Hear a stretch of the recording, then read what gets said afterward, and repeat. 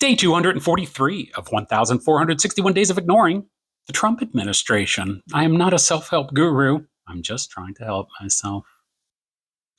I have never done a part 2 of 1,461 Days of Ignoring the Trump Administration, but I am still thinking about Jimmy Kimmel. I said yesterday I don't watch Jimmy, but Jimmy has a relationship with a host I have paid attention to since I was 17 years old. And that host is Howard Stern. Now, Howard is a person that I look up to more than I looked up to my own goddamn father. I began doing transcendental meditation 12 years ago because of Howard. I have not laughed more in my life because of one single person more than because of Howard. And I have been lucky to get an education since I was a teenager from the perspective of a Black woman named Robin Quivers because of Howard. Robin is one of the reasons that I revere Black women as much as I do, and she is a reason I believe that Black women should be running this nation.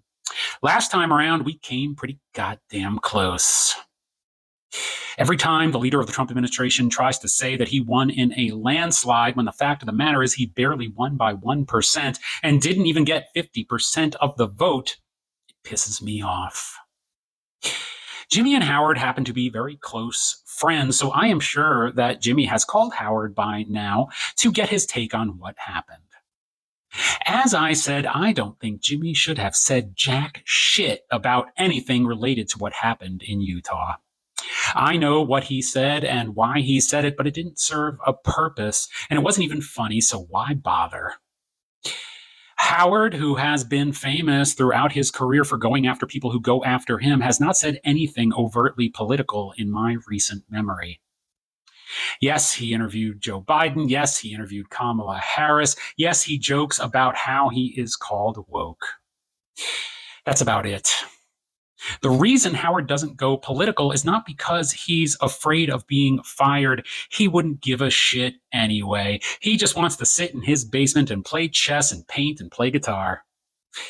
The reason he doesn't bring it up is because the whole show would become a political show, and that's not why people like me have tuned in for almost 40 years. It would be depressing because right now, politics isn't funny. South Park, on the other hand, please continue to go scorched earth. It is what we demand, and it is what we expect. This has been part 2 of the Jimmy Kimmel situation. Signing off. Please ignore the Trump administration.